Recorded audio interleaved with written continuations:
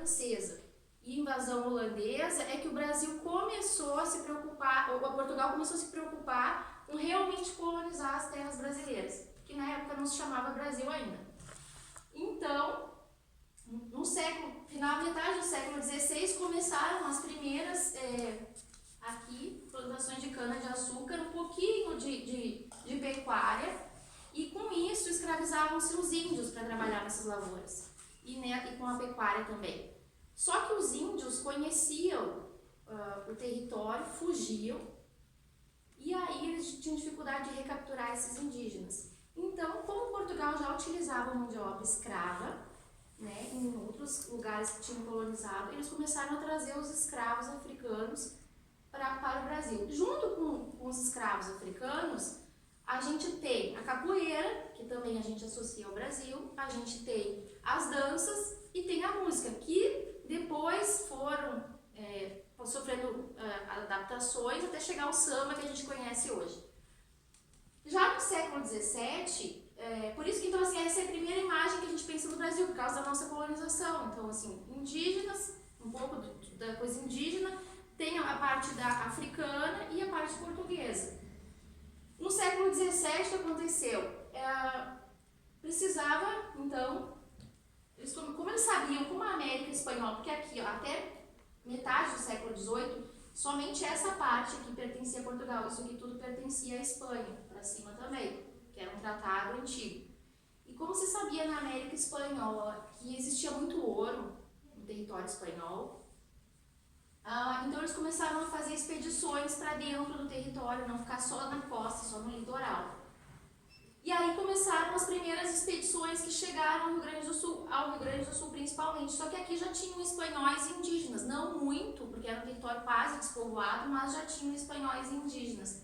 Então essas primeiras expedições que vieram até o Rio Grande do Sul.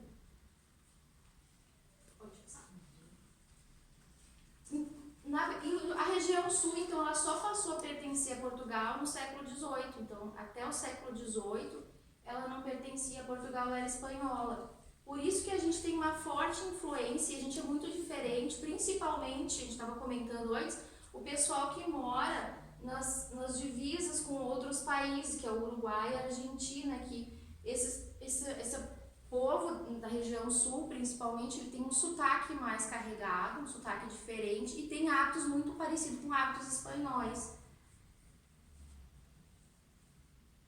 A gente vai falar um pouquinho da região sul, quem é, vou apresentar para vocês, então, caso vocês não conheçam a região sul do Brasil. É formada por 3 estados, Rio Grande do Sul, Santa Catarina e Paraná. Ela faz divisa com o Uruguai, com a Argentina e com o Paraguai. Ela é a menor das 3 regiões do Brasil, mas ela é a segunda mais povoada, não é que tenha mais população, mas ela tem mais, é a segunda que tem mais habitantes por quilômetros quadrados.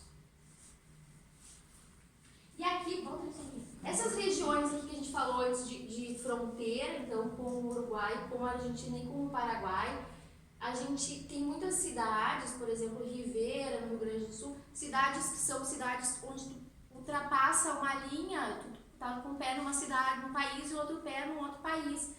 Então, assim, essas pessoas de fronteiras, elas costumam falar, a gente fala que falam um portunhol, né? Que é português misturado com o espanhol, então não é uma língua totalmente espanhola e não é uma língua totalmente portuguesa, é uma mistura das duas linguagens. Geralmente na divisa desses territórios se fala o portunhol. A produtividade, eu coloquei esse slide da produtividade da região sul, para a gente ter uma ideia que é uma região pequena, é a região menor do Brasil, mas ela tem uma importância política e econômica muito grande dentro do Brasil. Então, assim, o Brasil é o segundo maior produtor mundial de frango de corte, né? E a região sul ela é quase responsável por quase 50% da produção nacional, no estado do Paraná principalmente. A suinocultura, o Brasil é o 4º maior produtor mundial de carne suína, e a região sul, no estado de Santa Catarina, é responsável por também 49,7% dessa produção. A bovinocultura de leite, né, o Brasil ocupa o 5º lugar na produção mundial de leite, e a região sul produz produz quase cerca de 40% dessa produtividade. Claro que a região sul ela não é só uma região, fora, se a gente for falar sobre produção de grãos e outros alimentos, também ela tem importância. É uma região que tem indústrias, né, tem indústrias como a Tramontina, que eu acho que muita gente conhece os produtos da Tramontina, mas ela ainda é uma região muito ligada ao campo, uma região muito ligada à produtividade rural.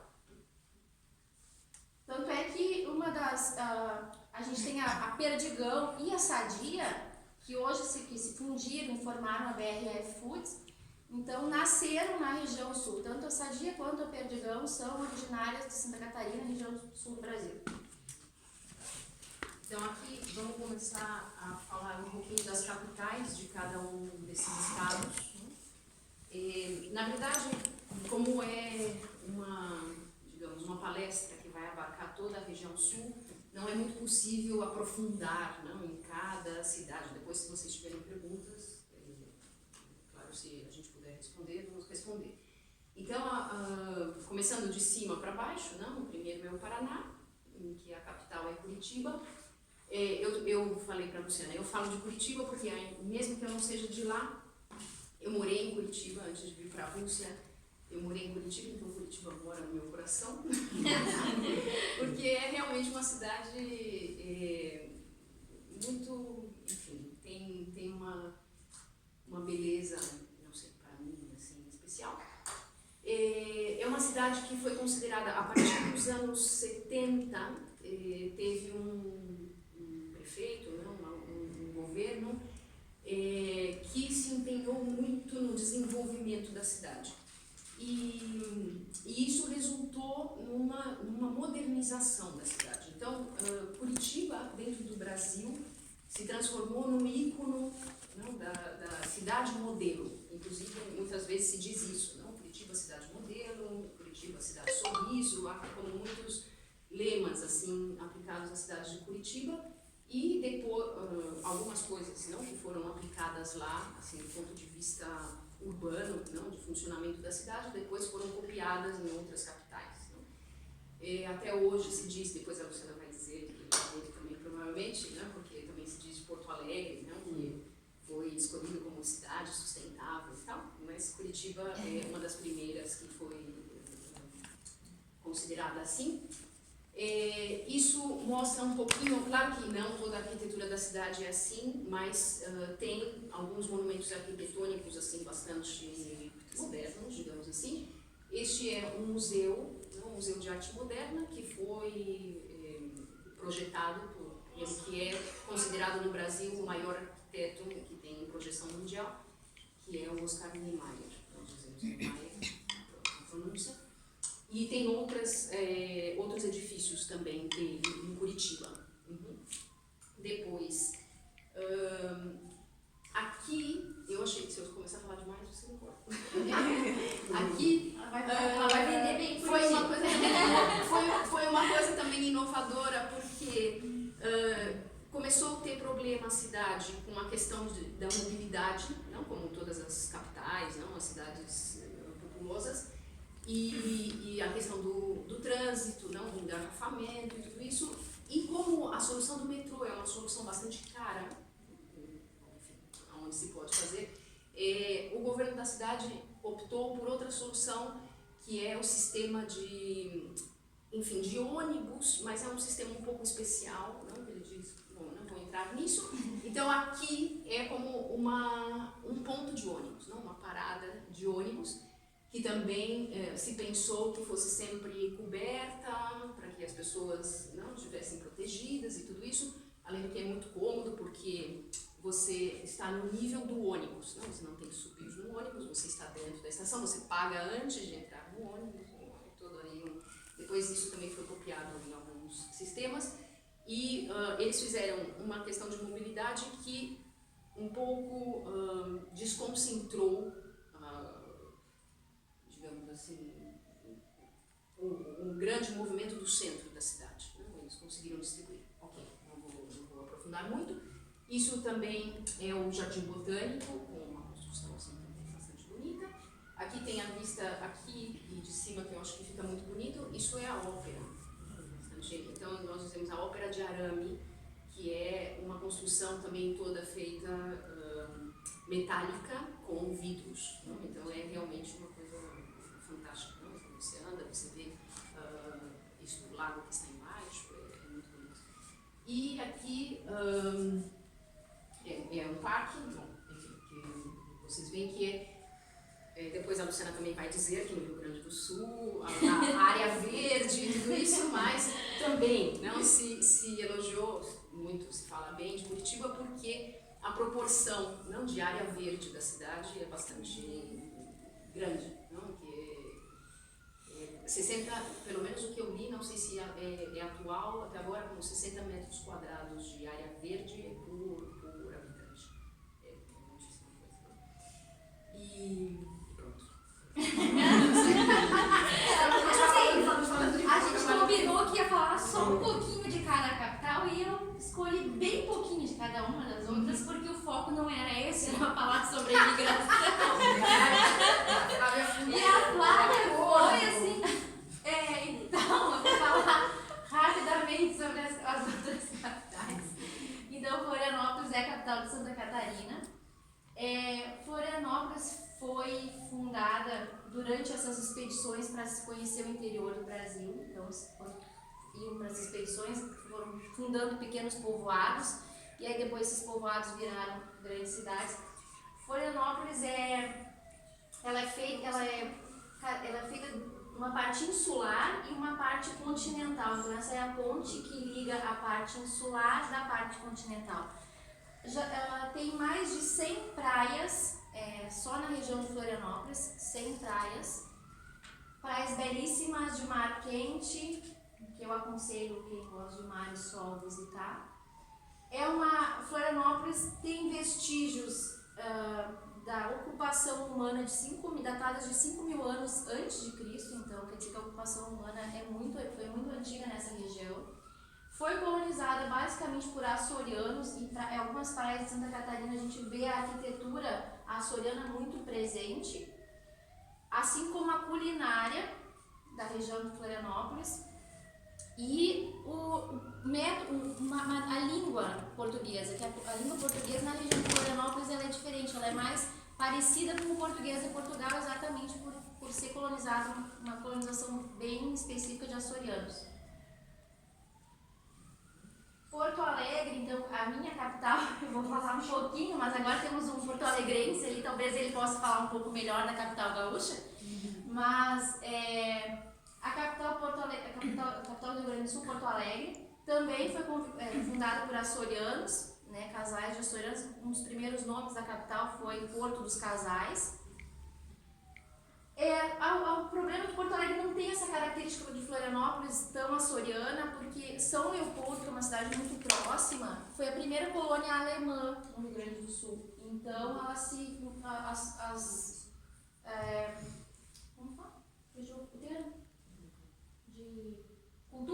culturas se misturaram. É uma fusão de culturas. Essa foi eleita a rua mais bela do mundo, há um tempo atrás.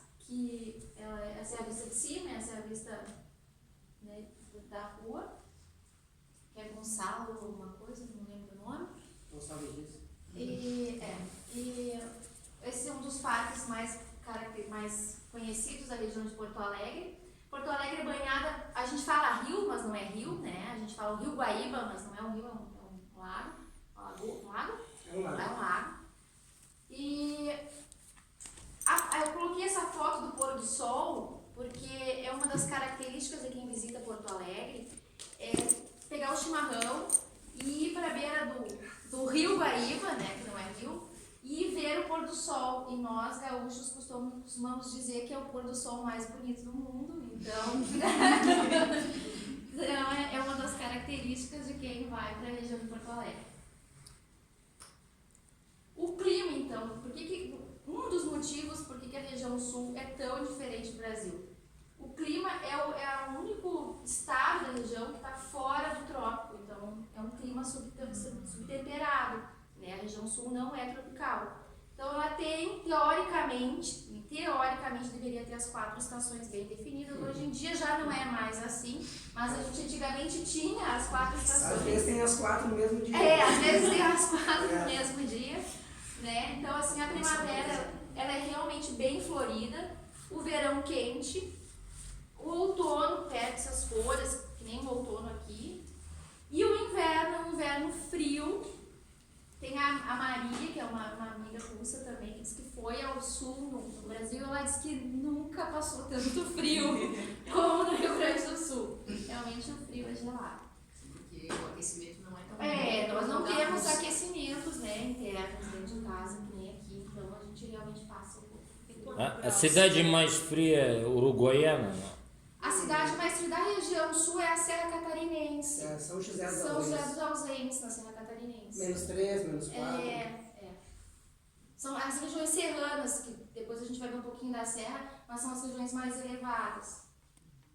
Ficaria na divisa entre Rio Grande do Sul e Santa Santa Catarina, Catarina. essa cidade. Bem no céu. Bem na serra.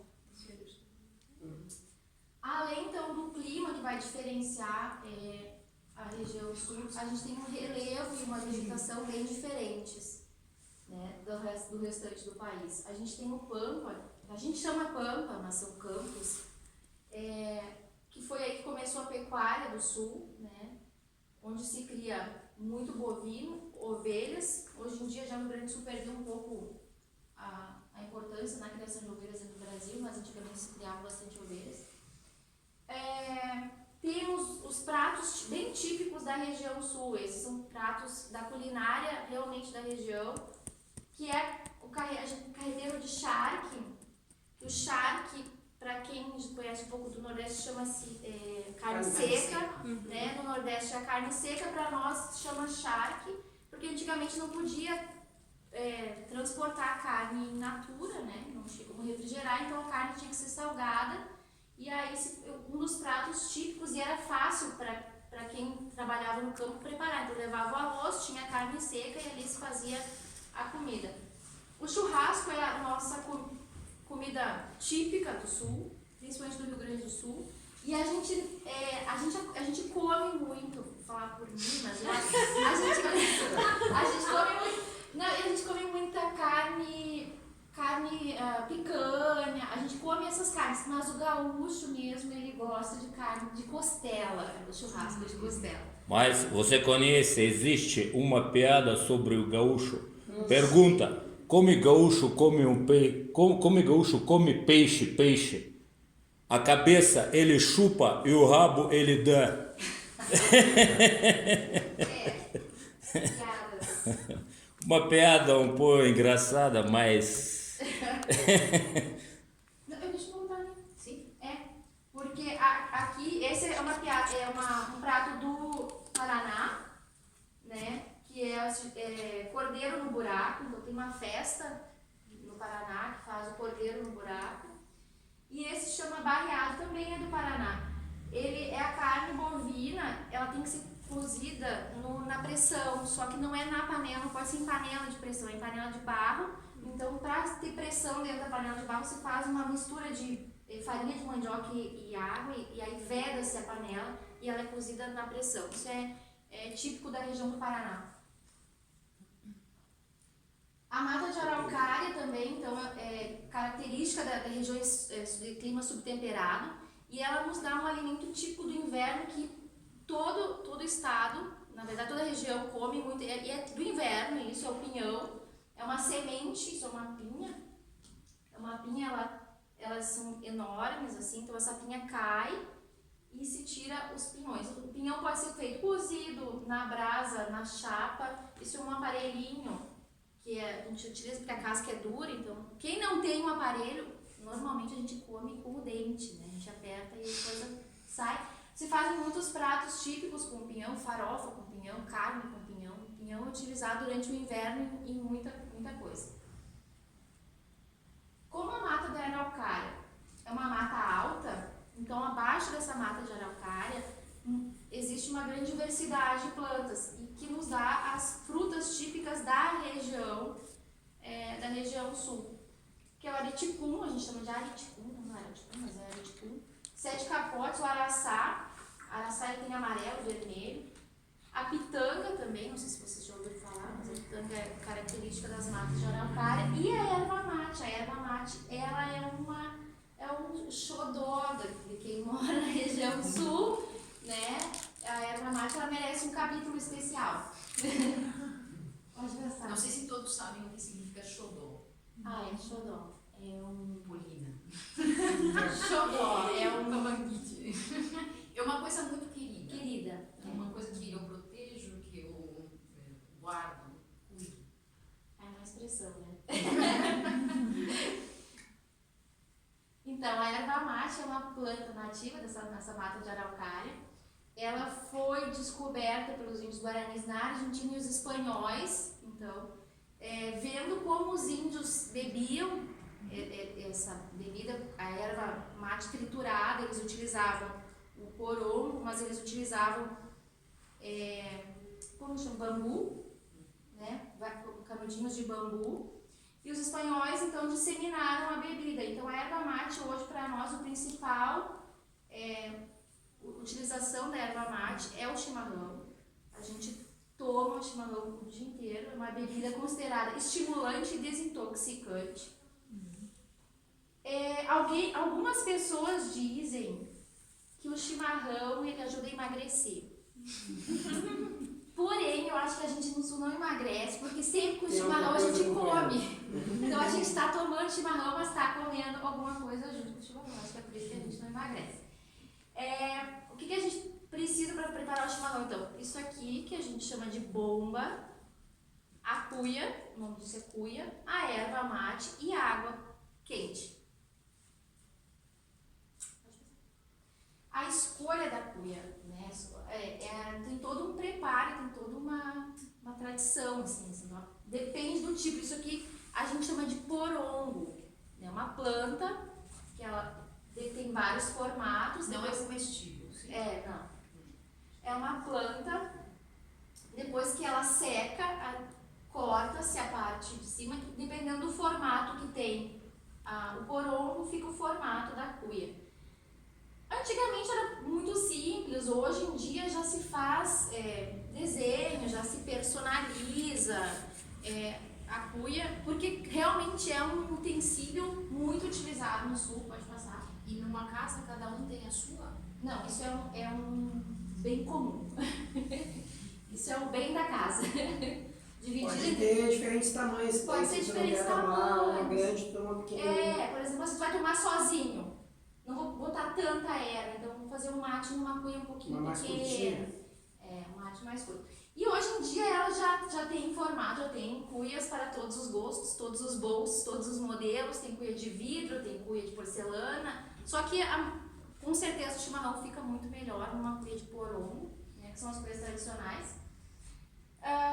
Assim como a cuia, as pessoas vão escolher a cuia. Então, quando a gente vai aqui no supermercado, na Rússia, aquela variedade de chás, a gente vai no Rio Grande do Sul, é uma variedade de ervas. Então, a gente lá escolhe ervas mais fortes, ervas com sabor mais amargo, ervas com chá. Então, um pouquinho, e tem ervas a granel, dependendo dos supermercados, mercados públicos em Porto Alegre tem. Então, tu pode olhar, sentir o cheiro da erva para escolher. Não é tão fácil, né, agradar todos os gostos. Onde e quando as pessoas bebem chimarrão, né? Melhor é na praia. Melhor na praia. Então, é uma pergunta difícil de dizer onde e quando, porque tem aquele que acorda de manhã e a primeira coisa que ele vai fazer é preparar o chimarrão, e antes de tomar o café ele vai tomar o chimarrão. Tem aquele que vai tomar o chimarrão depois do café, tem aquele que vai tomar... E o chimarrão está quase sempre pronto, ou é uma coisa característica. Em casa de gaúcho tem chimarrão. E o chimarrão é levado. Se você viaja no carro, leva o chimarrão. A gente muda de país e traz todos os utensílios para o chimarrão. As pessoas que vêm do Brasil, a encomenda é o quê? Erva para chimarrão. É uma coisa que não pode faltar para quem é do sul do país. Não é só do Rio Grande do Sul, Santa Catarina e Paraná também tem isso, só que, claro, é mais forte, no Rio Grande do Sul muito mais. Crianças desde pequenas, às vezes coloca-se um pouquinho de açúcar no chimarrão para criança, mas desde pequenininho toma chimarrão. E a ideia do chimarrão, então assim, coloquei o chimarrão é um símbolo de hospitalidade e amizade. A ideia do chimarrão é o quê? A roda do chimarrão. É a gente sentar e um passar para o outro o chimarrão. Não é um passar cada gole, né? Um toma todo o chimarrão, faz a cuia roncar. Ah, toma tudo? Digamos que em certos círculos muito tradicionais, se você não tomar tudo, você está sendo mal educado. Claro. Né? E se você tem que ir até lá Então você está buscar. deixando o resto pro outro. Não por isso, é porque a pessoa serviu para você, entendeu? Você tem que fazer ela roncar para entregar. Então assim, tem um barulho. E se tu entregou e disse obrigado, tu não vai ganhar mais. Não pode agradecer. Se tu agradecer, não pode significa agradecer, que tu não quer mais. Não quer mais, fala, não, tá, obrigada. Daí vai dar para outra pessoa. Então tem um barulhinho, que é o roncar da cuia. Depois, não sei se alguém quer experimentar. Deixa eu ver. Se quiser experimentar, você quer experimentar? Ninguém quer experimentar. Mas essas pessoas ficam pensando assim, passa de boca em boca e é a mesma, todo mundo colocando a boca junto. Mas às vezes pessoas. Se você É por aqui, é para mostrar. Então, às vezes as pessoas têm meio nojo de colocar assim, falar, não, vou botar onde todo mundo colocou a boca e não vou colocar. Mas assim, aquece, geralmente aquece aqui e eu acredito no sul ninguém tem problemas com isso. E é de alumínio também? É de alumínio, não tem então bactérias, não tem. costuma Então ser. assim, mas uma coisa que se passa de mão em mão é tradicional. Alguém quer experimentar? Eu insisto. Ninguém quer Pode experimentar. ser no final. Eu já sei. Já experimentou Eu já algo? experimentei. A Alice deu, você não deu? Ah, é verdade. E vocês não gostaram? Não, eu achei parecido um pouco com chá verde, dependendo da erva que eu usava. Quer usar, assim, o argentino, o chimarrão argentino, ele é um chimarrão de erva moída mais grossa e mais forte. Então, às vezes as pessoas associam muito o chimarrão à Argentina e falam, não gosto, mas nem experimentam. Mas é diferente. A Flávia já não gosta. É um pouco amargo, é um chá verde. Então, a partir da erva mate também é feito o tererê. O tererê é diferente do chimarrão porque ele é gelado. É uma bebida mais característica do Paraná, a litoral de Santa Catarina e também Mato Grosso do Sul, também se toma muito tererê. O local não é cuia, não é de porongo que a gente chama, essa aqui é o chifre do boi. Originalmente é do chifre do boi. Hoje em dia se pode colocar nos outros, mas geralmente o copinho é um copinho fino, a boca é uma mais curtinha e a erva mate ela é mais moída grossa. Geralmente ela vem aromatizada e é usado suco de limão, geralmente. E é uma bebida gelada, o pessoal bebe bastante no verão. Nós gaúchos mesmo, estando 30, 40 graus, a gente vai beber o chimarrão quente. Como chá. Como chá. Então, Santa Catarina, o litoral. Então, nós falamos um pouquinho dos campos, falamos da Mata Araucária e temos o litoral também. Santa Catarina tem 7% do litoral do Brasil, mas é o maior polo pesqueiro do Brasil. Tem destaque em produção de tainha e anualmente se faz a festa da tainha em Santa Catarina. É uma pesca, a pesca da tainha para essa festa é uma pesca artesanal. Então é comum que quando as pessoas tirem a rede. Não aparece isso aí, Não aparece na na rede. rede. Não. Quando as pessoas tiram a rede do mar, quem está na praia assistindo ajuda a puxar a rede. E aí nessa festa da tainha, então a tainha é servida, esse peixe é servido de várias maneiras, assado, frito, ensopado, de várias formas. Em Santa Catarina também a gente tem produção de ostra, né? Tem a Fena Ostra que divulga o consumo da ostra, porque não é uma coisa comum, né? Mas é uma coisa comum do litoral de Santa Catarina, exatamente por ter uma culinária mais açoriana. Então é comum a produção, alta produção de ostras no litoral de Santa Catarina. Aí a gente começa a falar um pouquinho, então, então assim, a gente viu que a região sul, fala sempre Rio Grande do Sul, porque é coisa de gaúcho, né? sul ela é um clima diferente do resto do Brasil, ou seja, ela não está numa região tropical, por isso ela tem alimentos diferentes, a gente já parte daí. E aí a colonização da região sul, né? A colonização da região sul foi um pouco diferente da colonização do Brasil, que como eu falei lá para vocês, quando começou as expedições para ocupação, quando Portugal dominou as terras que antes pertenciam à Espanha, aquela região ali era quase despovoada, tinha índios e pouca gente ali. Precisava ser povoada porque por muito tempo Portugal e Espanha disputaram essa região. Então precisava ser povoado. E no início do século XIX, 1800, o Brasil deixou de ser colônia de Portugal, né? E aí não era conveniente trazer portugueses para colonizar, né? Não era conveniente também trazer espanhóis para colonizar. Então a Europa estava saindo das guerras napoleônicas aqui, estava vivendo uma crise. Com isso o governo brasileiro então estimulou com que as pessoas fossem para o sul, dava terra, semente, animais, para que estimulou entre aspas, porque fizeram um contrato com essas pessoas para elas irem para o Brasil produzir e ocupar essas terras. Porém, largaram as pessoas em locais totalmente... O transporte também era complicado, 1.000 pessoas dentro do navio, era bem... foi bem... Muitos Sim, porque se também. eles pagavam a viagem. Pagavam a viagem e pagavam a terra. Davam a terra, davam uma semente, davam os animais para que começassem a produzir. Porém, muitos, e a gente vai ver, porque a Serra Gaúcha e Catarinense é a região onde foram os italianos e os alemães. Então, se a gente pensar em serra, era mata de araucária, pinheiros milenares, que as pessoas tinham que cortar manualmente esses pinheiros milenares e subir a serra com carroças, muitos com filhos pequenos no colo. Então, assim, a gente pensar numa mata e desmatar tudo isso e produzir e se tornar a região hoje uma das regiões mais prósperas do Brasil, se não a mais próspera do Brasil, eu acho. Os melhores vinhos.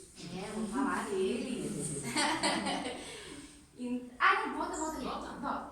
Então, a colonização, então, assim, a colonização vai nos dar hábitos diferentes, costumes e um aspecto físico da população. Que às vezes as pessoas falam assim, mas tu não parece brasileira. Não sei, eu acho que... Galega, uma galega. Mas eu sou brasileira. Porque a gente tem um aspecto físico dos europeus que colonizaram, foram muitos europeus. Portugueses, espanhóis, italianos, alemães, poloneses, holandeses, russos inclusive, ucranianos. Japas.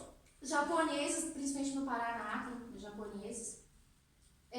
Africanos e indígenas, não coloquei como, eu coloquei ali, eles não foram colonizadores, porque os africanos foram forçados a estar ali, foram como escravos, e os indígenas eram os donos da terra, né? Então não eram só colonizadores, mas eles deixaram heranças bem fortes, principalmente nessa região do Rio Grande do Sul, do Pampa Gaúcho, então como o hábito do chimarrão vem do índio.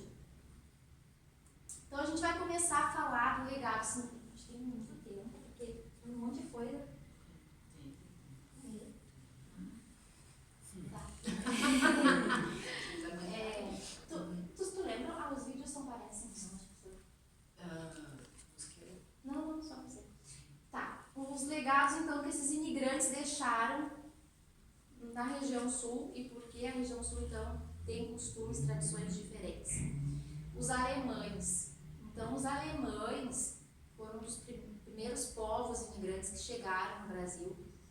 E eles conseguiram manter as suas tradições, a sua cultura e a sua língua. Então, por quê? Por que no resto do Brasil também tem colônias alemãs, colônias italianas, mas por que não se manteve a língua?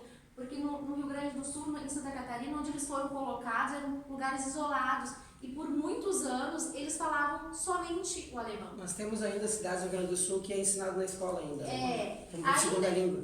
mas voltou, porque o que acontecia? Que teve uma época durante a Segunda Guerra que esses alemães eles foram proibidos de falar a língua. E aí, porque eles também, como eles foram para cidades muito pequenas, muitos alfabetizavam seus próprios filhos, tudo em língua alemã. E aí foi isso. Aqui chegou um momento que o Brasil proibiu. Não podia se falar, eles foram perseguidos e tiveram que aprender o português. Porém, em casa, falar o alemão. Até hoje isso é assim. Então, principalmente, só que assim, não nas cidades, principalmente em cidades muito mais pequenas e em área rural. Então a gente vê que o sotaque de quem mora em cidades Também eu quero ajudar que aquele doutor do Hitler fugiu para o Brasil. Ele se chamava Mengele, doutor Mengele. Joseph Mengele. Ele fugiu para o Brasil no estado de São Paulo. Ele afundou no mar, nadando em 1979. Mas ele fugiu sob um passaporte. Ele mudou de nome. Mas muitos alemães fugiram para o Brasil depois da Segunda Guerra Mundial. Muitíssimos. Por isso tem muitos alemães no Brasil. Não, mas a colonização mesmo, porque foram agricultores, principalmente agricultores, que foram colonizados. Era o perfil da agricultura. E aí Pomerode, então, em Santa Catarina, Pomerode, Santa Catarina é a cidade, considerada a cidade mais alemã do Brasil. Mais da metade da população fala um alemão muito parecido com o alemão da Alemanha ainda. Fala pomerano. Fala pomerano porque eles vieram de uma região da Pomerânia, onde era norte da Alemanha. A Alemanha não era um estado único ainda, né? A Alemanha não era Alemanha quando os alemães foram para o Brasil. Então eles vieram de uma região entre Alemanha e Polônia, que se chamava Pomerânia. Então essa cidade ela tem 3 troncos linguísticos na cidade falada. Ela fala o português, o pomerano e o alemão. Blumenau, em Santa Catarina, também as pessoas ainda têm o hábito. Só que Blumenau as pessoas falam mais dialetos e mais principalmente na região rural ainda de Blumenau. Blumenau é conhecida pela, claro, arquitetura alemã, conhecida por indústrias têxteis, indústria de roupa, que tem muito em Blumenau, e é conhecida principalmente pela Oktoberfest, que é a segunda maior do mundo, é a maior Oktoberfest fora da Alemanha. Fica em Blumenau e Santa Catarina. A gente vai mostrar um vídeo para que vocês vejam. Eu já fui. Já? Eu fui em Santa Cruz, em Blumenau. Santa Cruz é cafezinho. Entendeu?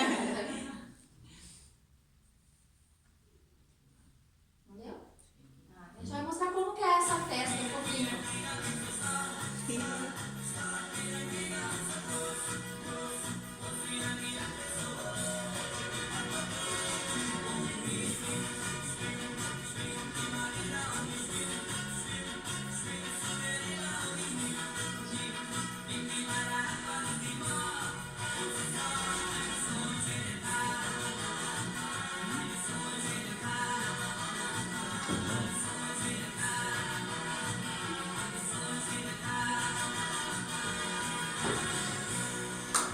Muita mulher bonita. Né? Isso, tem muitas.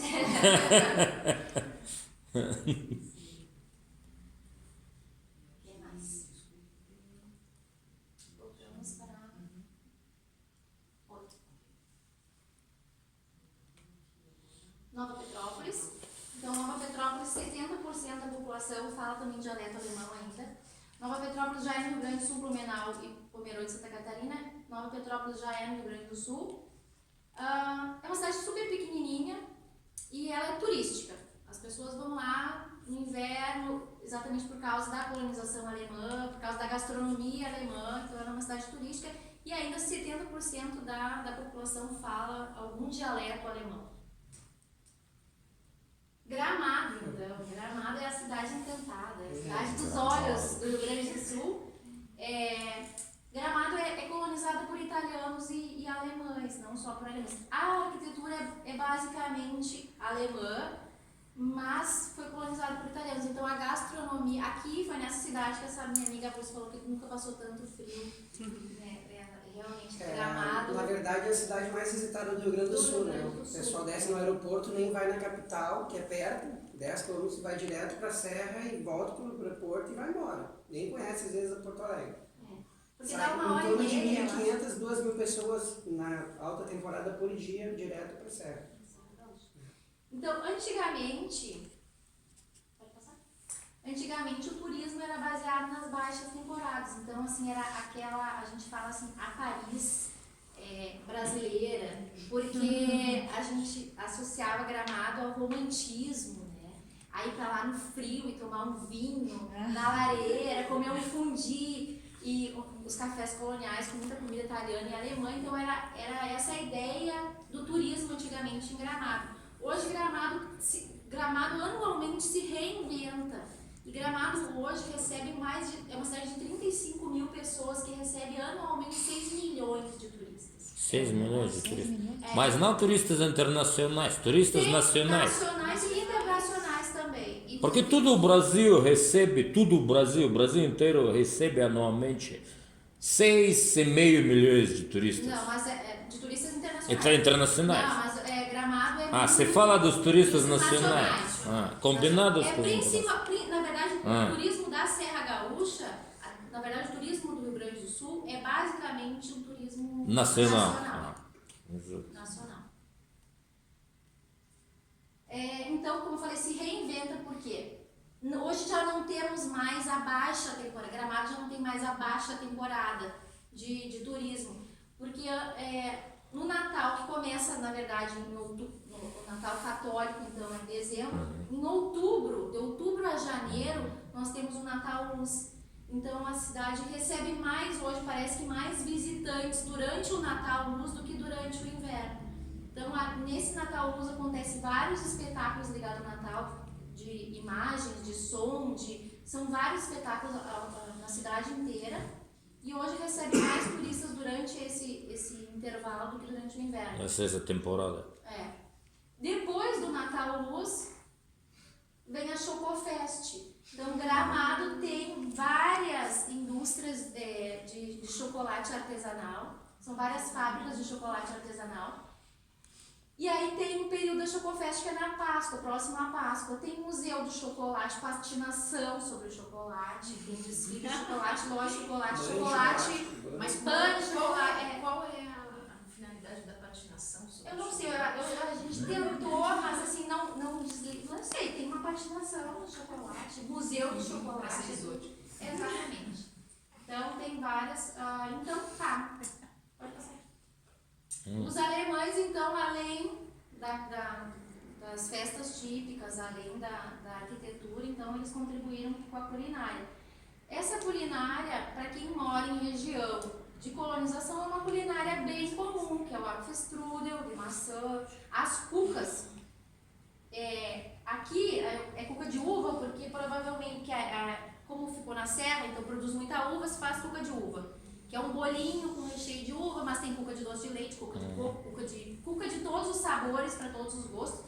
E aí uma das coisas que a gente fala que o alemão mais gosta é misturar o salgado com o doce, e a gente fala assim, alemão que come linguiça. Salsicha. Cuca com linguiça, né? A gente fala Tem cuca com festa linguiça. só pra isso. Festa da linguiça. A festa da linguiça, tem várias coisas. A salada de batata, os biscoitos de Natal, as linguiças, o joelho de porco, chucrute. Então são coisas bem da culinária alemã, que ainda hoje é bem viva em todo o estado do Rio Grande do Sul, mas principalmente naqueles locais de colonização alemã. E aí os italianos também merecem um capítulo bem forte, assim, porque também é um povo que foi para lá e colonizou, e também foi para regiões difíceis, praticamente junto ali, colonização italiana e alemã, elas foram para as mesmas regiões, por isso que também tem muito italiano que ainda mantém os dialetos italianos. Tem um estudo hoje que fala que a Alemanha e a Itália perderam muitas coisas da identidade antiga, e que quando eles procuram estudar coisas do seu passado, eles vão ao Brasil, porque o Brasil conserva aquelas identidades antigas dos italianos e alemães, dialetos antigos e culturas antigas, que lá se cultiva. Garibaldi, então, é na Serra Gaúcha. Hoje eu estava lendo, tem uma vinícola chamada, anualmente na cidade ocorre a Fenachamp, que é de espumantes. No Brasil, não sei se é Garibaldi, não sei Bento Gonçalves, uma dessas duas cidades, tem a única vinícola que pode rotular como champanhe. Ela pode, a vinícola Peter Longo, ainda rotular um dos seus produtos como champanhe, mesmo não estando na região de Champagne, na França. E a vinícola Garibaldi, eu li, então, agora em abril, se não me engano, foi em abril, que um espumante da vinícola Garibaldi, concorrendo na França com mais de 30 mil amostras de 37 países, ganhou medalha de ouro no espumante Chardonnay Brut da vinícola Garibaldi. Aí a gente vai mostrar aqui um passeio que é característico da Serra Gaúcha, que é um passeio de Maria Fumaça. E esse passeio, então, são 23 quilômetros, eu acho, que remonta toda a tradição do início dos colonizadores italianos. Durante o passeio acontecem apresentações italianas, como era antigamente. Não vai ali? 30 milhões de descendentes italianos no Brasil existe. A maior comunidade estrangeira. Entre 30 e 32 milhões de descendentes italianos. Tudo bom? Sim.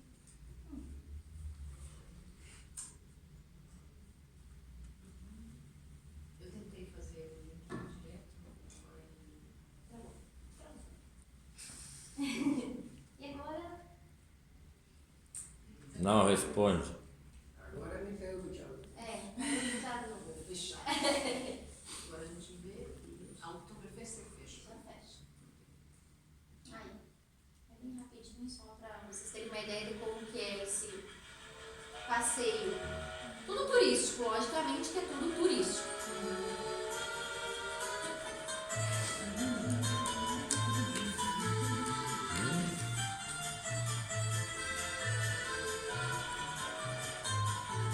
É onde isso? Na Serra Gaúcha. Entre duas cidades. Entre duas cidades.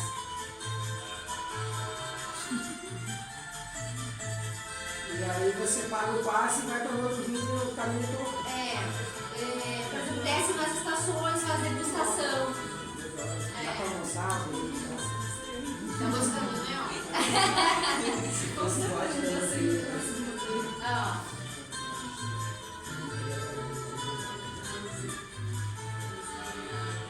Então, durante o passeio tem apresentações tanto gaúchas, tanto do Rio Grande do Sul, como apresentações italianas, degustação de vinho, espumante e suco de uva durante o passeio. No final do passeio, não sei se ainda é assim, porque faz tempo que eu fui, mas no final do passeio geralmente faz uma visita à fábrica da Tramontina. Aí faz uma visita na fábrica da Tramontina, muita gente já compra coisas da Tramontina. É assim. Minutinho, porque fechou o programa.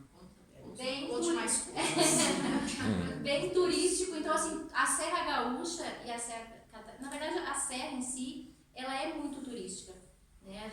Conseguiram transformar a serra num ponto turístico. Só que, claro, ele é divulgado, é um turismo muito nacional, até mesmo porque o Brasil não divulga o sul fora do Brasil.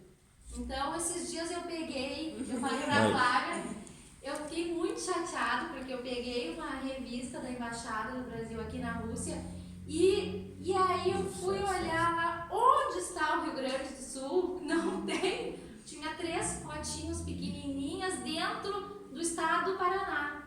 Ou seja, a gente não é divulgado, a região sul é pouquíssimo divulgado fora do Brasil, então é por isso que as pessoas não conhecem o Rio Grande do Sul. Mas você também esqueceu do Balneário Camboriú? Não, eu vou É um lugar muito show de bola, né? Cheio de prédios mais altos do Brasil, não. Até 80... Como se chama? Camboriú é a parte de Florianópolis. Não. É a parte de Santa Catarina, do litoral catarinense. Camboriú é do litoral catarinense. Então, assim, as praias do litoral catarinense, eu não entrei muito em praias do litoral catarinense, a gente vai mostrar depois no turismo, porque praias a gente associa ao Brasil, então eu quis trazer mais o que é um pouco diferente do que a gente associa. Só que as praias de Santa Catarina, elas são tão belas, eu acredito que na verdade são mais belas do que a praia do Sudeste, por exemplo, e são tão belas quanto as praias do Nordeste. Então, um mar limpo, um mar quente, muitas praias com mar quase sem onda, belíssimo, quem puder. Vendo como Gonçalves, então, também na Serra Gaúcha, na Serra do Rio Grande do Sul, ela é reconhecida pela grande produção de uvas e grande quantidade de vinícolas que tem, são muitas, uma vinícola do ladinho da outra. Nessa região tem um spa belíssimo, é um spa do vinho, onde todos os tratamentos são feitos à base de uvas, belíssimos. Não é muito barato, né? Mas é, exato, e tomando uma taça de espumante, né? E aí, nessa de janeiro a março ocorre a colheita da uva, que a Serra Gaúcha também transformou isso num turismo. E ela faz a festa, que a vindima é a festa que ocorre para comemorar a colheita da uva, remontando a época dos primeiros imigrantes italianos. Pode passar um vídeo. E a gente vai mostrar um pouquinho do que é essa vindima, porque assim, hoje, claro, a vindima, a colheita é mais mecânica e coisa, mas tem a parte turística, então Isso que é remete. vindima? Não. São centejinas. Essa.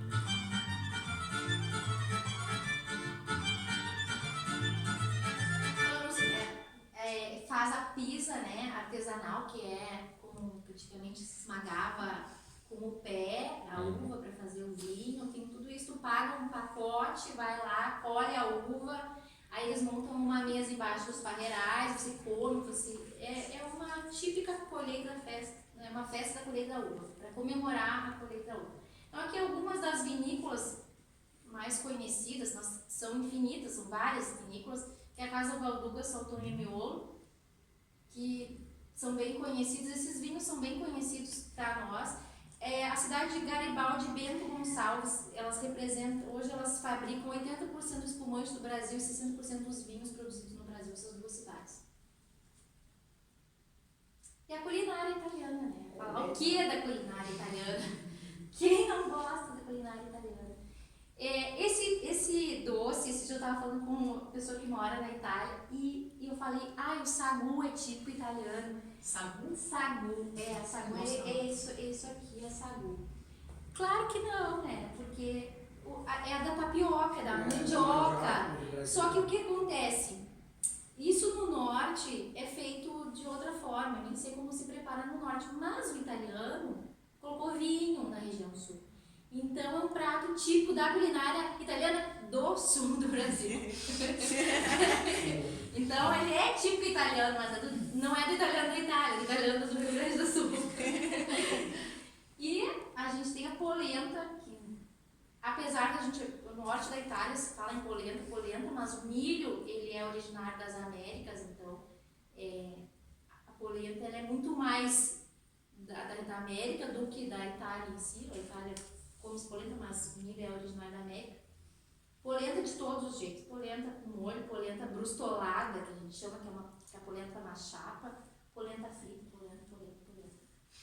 De todos os... E a gente chama de sopa de capelete, ou sopa de agnoline, e na Itália, fui um dia pedir, eu nem olhava nos caras, mas você falava, mas que engraçado, isso é típico italiano, como que não tem na Itália? Típico italiano não tem na Itália.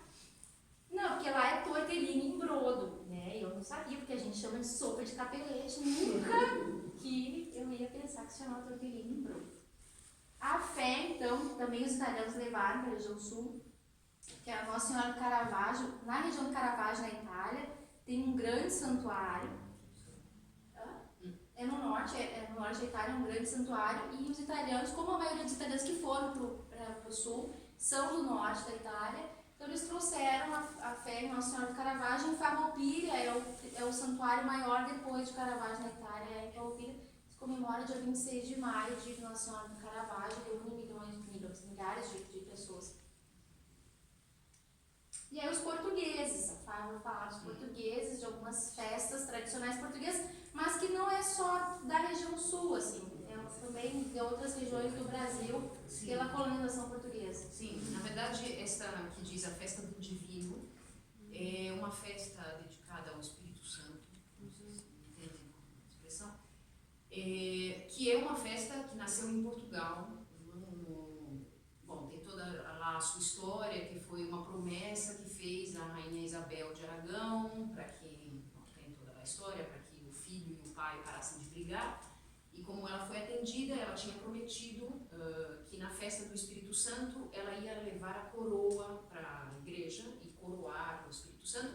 Isso foi feito de uma maneira solene, em procissão. Entendem a palavra procissão? Cortejo. E foi tudo muito solene e tudo. E depois disso se decretou que isso se faria cada ano em Portugal, não? Na festa do Espírito, dedicada ao Espírito Santo. E quando os portugueses... neste momento, os portugueses já estavam no Brasil. Depois se decretou que não só em Portugal, mas também nas colônias portuguesas. E, claro, como isso já está no Brasil, já faz muito, acho que já faz, celebram essa festa há mais de 100 anos, já se vai unindo elementos da cultura brasileira. Já coisas assim como um pouco folclóricas e tudo isso. E também, para não entrar muito em cada festa, mas tem outra festa aí, que é a padroeira de Porto Alegre, que deve saber melhor, que é Nossa Senhora dos Navegantes. Então, claro, isso não é também uma tradição não só dessa região, não, normalmente nos lugares onde se dedicam à navegação, mas no caso de Porto Alegre é uma festa importante. Eu entendo que é dia festivo, não se trabalha, é feriado. Então a grande coisa dessas festas são as procissões. As procissões. E no caso da festa da Nossa Senhora dos Navegantes, já se uniu, ou digamos, não se faz paralelamente também o culto a Iemanjá, que já é o que seria o paralelo na religião cristã. Temos a Nossa Senhora, e a Iemanjá é a rainha do mar nas religiões africanas. Então, Sincretismo. sim, na mistura. E aí, então, a culinária portuguesa, a culinária portuguesa ela acaba se misturando muito com a culinária, porque foram os colonizadores, então a gente acaba nem sabendo o que é a origem portuguesa, o que não é. Mas uma das coisas muito características portuguesas são os doces. Os doces, assim, são a região de Pelotas, na cidade de Pelotas, no Rio Grande do Sul, tem uma festa tradicional chamada Fena Doce. E aí eles fazem os doces de receitas antigas, doces artesanais portugueses. Então, muito doce em calda, que a gente fala, compotas de doce, que é o doce de abóbora, o doce de pêssego, o doce de figo, tudo em calda. Os doces cristalizados, aqui em cima, né, o doce de figo, também cristalizado. Isso é uma coisa que se chama, não sei se alguém conhece, mas se chama ambrosia. É um doce de ovos, assim, com ovos, é uma delícia. É uma delícia. Tem o quindim, é uma infinidade de doces que a cultura portuguesa, a culinária portuguesa deixou. Então, assim, tem uma festa para isso também. Quem quiser conhecer, experienciar. Aí as danças, Portugal também deixou vários legados na parte de... Quer colocar outra primeiro? Outra primeiro? A Flávia falou que isso se chama dança do pau de fitó. Que parece quadrilha, né? A gente chama dança quadrilha de festa de junina, mas eu acho que é porque tem a mesma, só que mais pra cima, no Nordeste, no Norte é a festa junina, e no Sul a gente fala dança do pau de fitas. Né? A gente vai colocar um pouquinho para que vocês... É uma dança folclórica.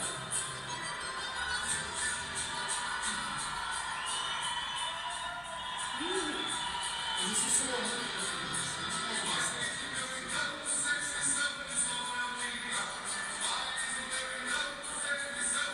Na verdade, para tentar contribuir só, né? 30 anos atrás, meio que estava morrendo a cultura gaúcha. Então, o homem chamado Estátua do Paixão Cortes, que é onde fizeram a estátua do laçador, o modelo dele, que é o Círculo de Porto Alegre, começou a resgatar tudo isso. Então ele escreveu livros, foi atrás de trajes típicos, comidas, e como ele era engenheiro agrônomo, viajava por todo mundo, todo país que ele ia, ele divulgava isso. E criava os CTGs, e aí então isso é uma série de resgate de danças específicas daquela situação ali. Então, isso é uma apresentação, esse é um festival, inclusive, chamado Enarte, que é um festival de danças folclóricas, de danças típicas gaúchas, que se faz entre CTGs, que se chama Centro de Tradições Gaúchas, que não tem só no Rio Grande do Sul, porque tem em Santa Catarina, Paraná, no Mato Grosso, né? Acho que até fora do Brasil tem CTGs, que são centros de tradição. Onde tem o gaúcho, tem um CTG. Vocês têm que fazer. Eu vou fazer uma aqui. Onde tem o gaúcho, tem o CTG. E, então, assim, esse é um Enarte, que é a competição entre esses CTGs. Aqui, essa é uma dança chamada Chula, que fala que é a dança da disputa por amores, né? A disputa por amores da dança. Uma dança masculina. Dois homens vão Duelar. duelar, digamos assim. Duelar. Duelar na dança.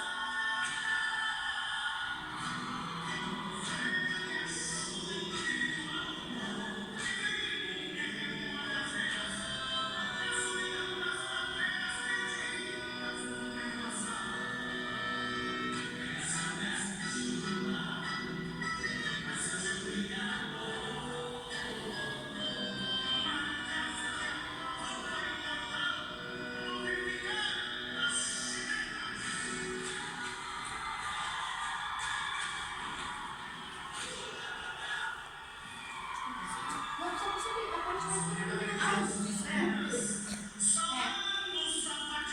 Agora que começa a dança, isso eu só põe na introdução.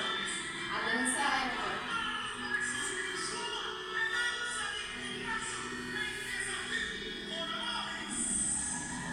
É dança de índio macho por desafio por amores. Índio macho, a gente fala, é uma expressão do homem.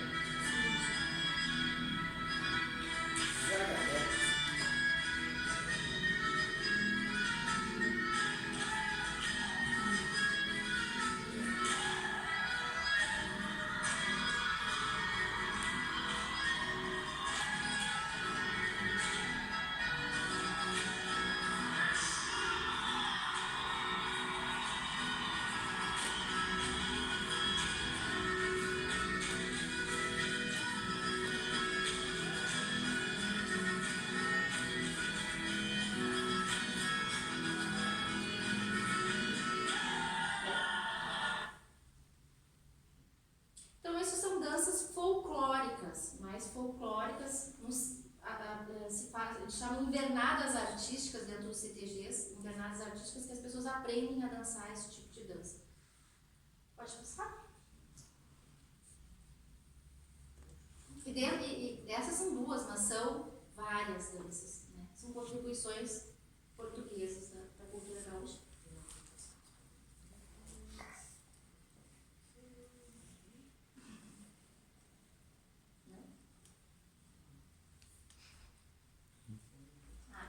Então, os espanhóis, um pouquinho da participação da Espanha. Então, como a gente falou antes, né, a região sul não pertencia a Portugal, pertencia aos espanhóis, e por isso, principalmente o Rio Grande do Sul tem uma cultura muito semelhante ao Uruguai e à Argentina, e muito semelhante à cultura espanhola, ligada ao cavalo. O cavalo é um animal no Rio Grande do Sul que ele é um animal meio que sagrado, assim, porque é um animal que faz a gente fala a lida de campo, é uma expressão assim, o trabalho do campo, né? Ele está lá para servir, para ajudar a produzir.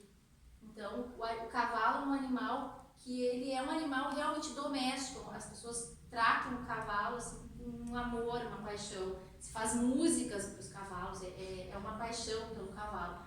Pelo chimarrão, pelo churrasco e pelas danças típicas espanholas também. A gente vai ver uma dança típica espanhola que se chama milonga. E ela é bem... A gente vai ver uma apresentação de milonga também nesse Enarte. Mas a milonga, assim como É aqui? outras... Não. Não, é... Ah, eu acho que é assim. É assim.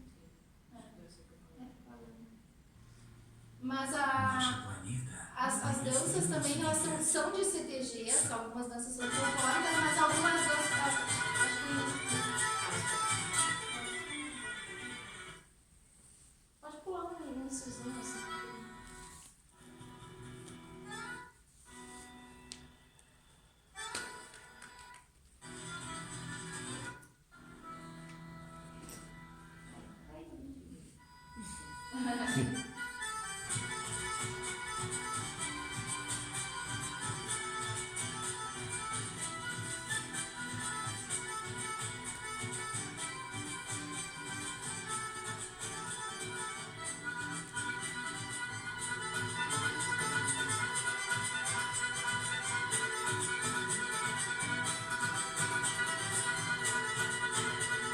Para quem conhece um pouquinho da cultura espanhola, vai ver que tem muita similaridade das danças, das vestimentas, com esse tipo de dança. Então essa é a milonga e a gente... Pode botar outro vídeo? Sim. Só que é assim, a milonga e outra, fandango, chamamé, chacareira e uma imensidade de tipos de música, eles fazem parte desses festivais, desses CTGs, mas eles também são dançados, assim, em qualquer lugar as pessoas dançam, não é só artístico, né? Geralmente as pessoas sabem dançar as músicas e elas são, agora virou uma moda que as pessoas dançam nas entradas, em vez da valsa nos casamentos, elas dançam músicas gaúchas, músicas nativistas. Eles são casamentos, então as pessoas...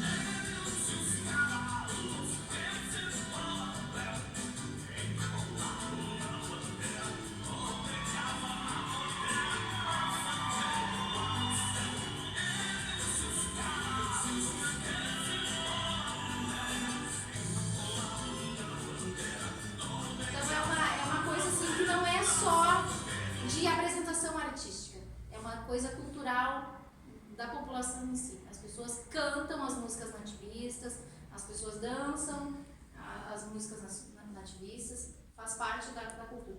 Fala, a gente tá bem atrasada, né? Quanto falta, né? Os poloneses, claro que fala dos Sim, poloneses. vou falar. Então, os poloneses também têm uma presença muito marcante, principalmente no Paraná. Estão em outros lugares também, mas principalmente no Paraná. A cidade de Curitiba, aí, como está dito, é a segunda cidade no mundo com maior número de poloneses fora da Polônia. É a segunda depois de Chicago. Em torno de 10% da população do Paraná é de descendência polonesa. Então, evidentemente, tem muita influência, não, na cultura do Estado. Pus algumas coisas, por exemplo, esta festa se chama Polska Fest, não pode ser mais polonesa. A construção da casa, a típica igreja polonesa. Mas é uma igreja centenária. Hã? É uma igreja centenária. Sim, o costume de pintar os ovos na Páscoa, não, isso no Brasil, não em outras regiões, não há, eu vim conhecer isso aqui. O pierogi, aí tem em Curitiba é muito conhecido esse senhor, o Tadeu do pierogi. Então, o Tadeu do pierogi, ele foi para o Brasil, imagino que deve ser mais ou menos na época da Guerra Mundial, e ele está há 30 anos vendendo e divulgando o pierogi, então isso já é muito cultural. E em Curitiba tem, inclusive, o Memorial da Imigração Polonesa, que não é aquele típico memorial que tem lá só para lembrar de vez em quando, é muito ativo, eles celebram todas as festas também nacionais da Polônia. Vocês estão vendo aí, é como um museu, é como um parque, um museu a céu aberto, que tem, por exemplo, a típica casinha com objetos tradicionais. Como começou a colonização? Sim. Rapidinho falar dos holandeses. Então, os holandeses foram em 1911 para o Paraná. Isso aqui não é como era a aldeia holandesa na região do Carambeí, no Paraná. No Castro Holanda tem um imigrante, é o nome do moinho, é o segundo maior moinho de vento da América Latina. E eu coloquei a Batavo ali, é uma empresa fundada por imigrantes holandeses, logo em seguida que eles chegaram no Paraná. E hoje a Batavo ela pertence à Lactalis, que é a maior empresa de laticínios do mundo, é uma empresa francesa. E os holandeses também trouxeram maconha para o Brasil, né? Ah, não. Porque, Eu acho porque que é isso legal. Faz muito tempo. Os russos, eles foram para a região muito do Paraná também, mas no Paraná se incorporou a cultura russa com outras culturas. Mas tem uma cidadezinha no interior do Rio Grande do Sul que tem 6.000 habitantes e essa cidadezinha ela mantém então os costumes russos, claro que tudo dentro da influência brasileira, da influência da região, mas mantém a religião ortodoxa, a alimentação, a língua. Os mais dedicados podem até acompanhar o canto do Gustavo Cruz.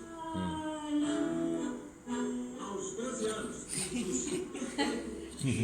o gaiteiro é uma síntese dessa tradição que se renova, do apreço e respeito ao passado e vislumbra o futuro no horizonte da campina.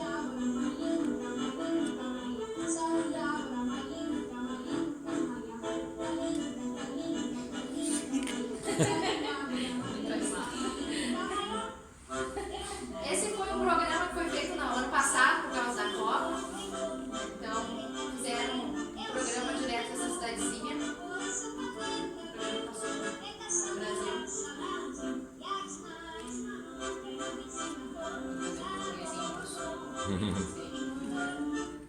E vamos só para os vídeos de turismo, porque Tá lá? Então, a gente Ah, vai... para comentar então que Joinville, Santa Catarina tem a única filial Bolshoi fora da Rússia. E levam professores daqui, do Brasil mesmo.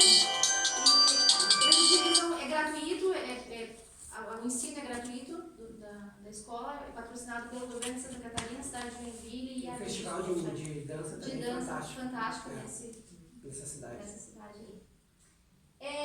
Então, aqui só para fechar, eu queria dizer que a ideia hoje era que vocês saíssem daqui com outros símbolos do Brasil. Então, eu espero que vocês saiam daqui. Quando falarem em Brasil para vocês, vocês não lembrem só de praia, de sol, de carnaval, que vocês consigam lembrar de cultura, de dança, de chimarrão, de frio também, de belezas naturais, de música de cavalo. Não sei se querem lembrar de Tem lá praias belíssimas e a gente vai ver um pouquinho agora, a gente vai apresentar um pouquinho do turismo de cada região.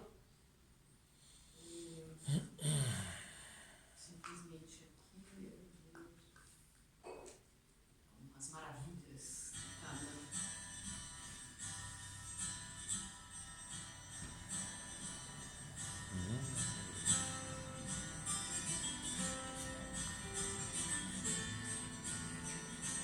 Existe um lugar que reúne todas as maravilhas do Brasil.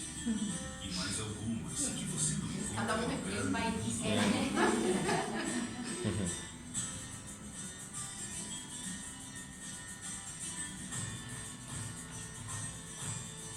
que possui figuras gigantescas esculpidas durante milhares de anos pela água e o vento.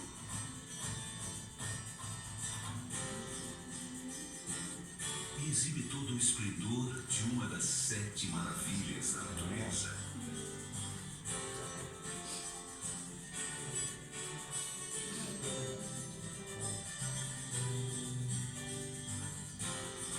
Que festeja sua arte, sua música e a cultura dos povos que construíram nosso estado.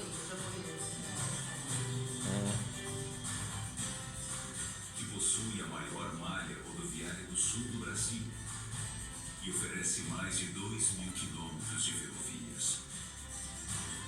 E ainda investe em portos, aeroportos, energia e muita segurança. Que tem no meio do mar uma ilha única, uma biodiversidade sem igual, com uma exuberante reserva ecológica. Que além da água salgada, tem muita água doce, a maior queda d'água do sul do Brasil. E tem a maior oceano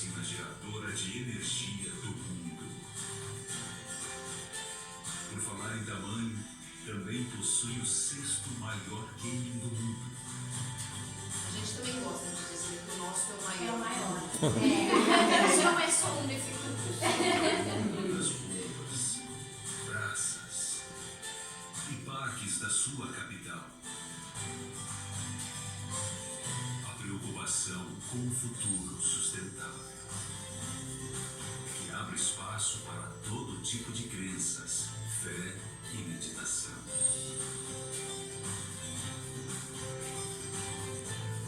Que lugar é esse?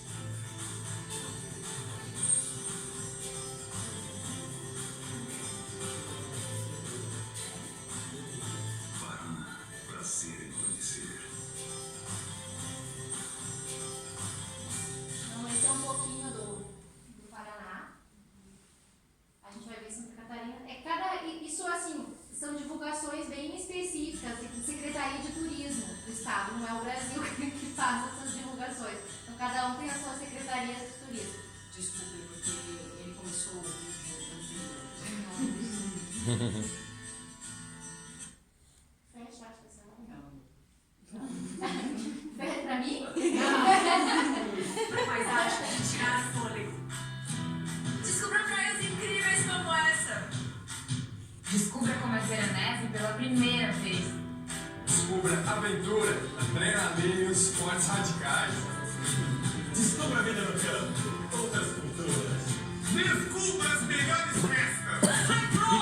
O lugar mais relaxante do mundo. Descubra a própria diversão. Descubra atrações que vão deixar você sem palavras. Descubra a emoção de visitar um lugar assim.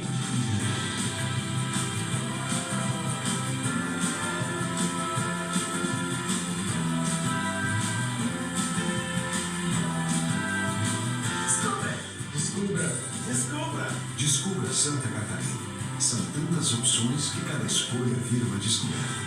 Governo de Santa Catarina.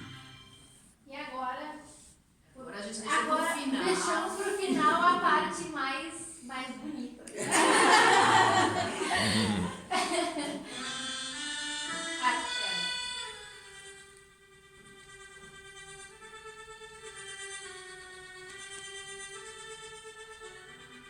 Eu sou do sul, é só olhar pra ver que eu sou do sul, a minha terra tem o céu azul, é só olhar e ver.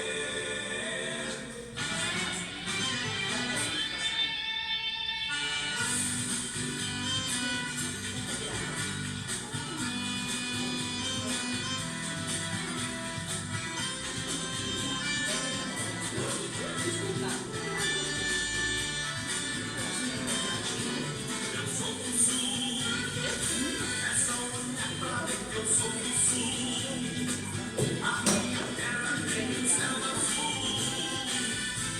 é só olhar e ver.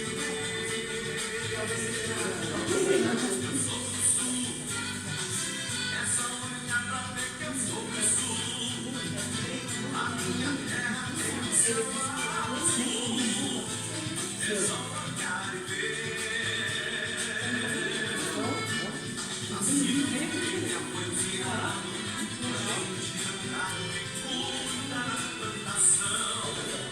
A minha gente na guerra, cura dessa terra com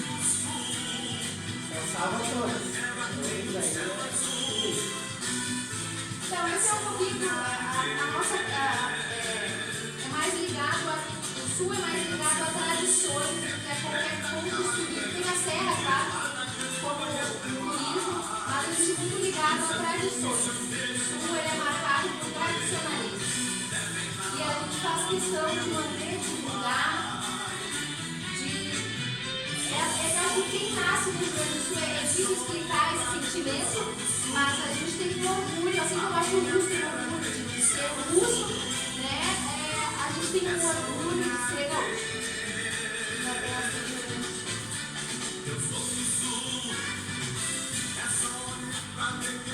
Esse é um pouquinho do Natal Russo, Gramado. Natal Russo, não. Dobro não. Essa é a parte do Russo. E dobro não. Então é isso. Queria agradecer a vocês pela atenção. Esse que está passando aí chama-se cueca virada, gente. Cueca chama cueca virada, que é um bolinho que a gente come chimarrão, frito, passado no açúcar e canela. Normalmente quentinho, mas como foi feito de manhã, quando foi de manhã já não está tão quentinho.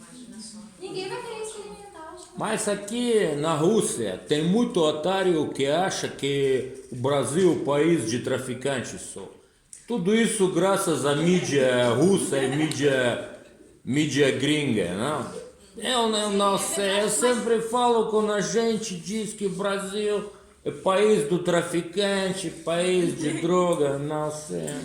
O que acontece aqui é verdade que Muita trouxa aqui nosso na Rússia, país tem a questão da segurança, que é uma questão bastante problemática, mas digamos que não se pode generalizar, não? Que não é em todo o país, enfim. Mas e outra coisa, a mídia é uma coisa assim, a mesma coisa que se a gente for falar assim, a mídia é sensacionalista, então se a gente for ver às vezes no Brasil que se fala também de Rússia, a gente tem ideias muito erradas na verdade, o que a mídia divulga. O urso com balalaica. Com vodka, Eu acho que com uma garrafa da vodka na boca. na mão e que a gente vai sair do aeroporto e vai ter um tanque de guerra na porta das pessoas. Essa é uma ideia que as pessoas têm, né? Que a Rússia é bélica, tem armamentos, então essa é a ideia que se tem. E cada domicílio tem o reator nuclear. Mais ou menos.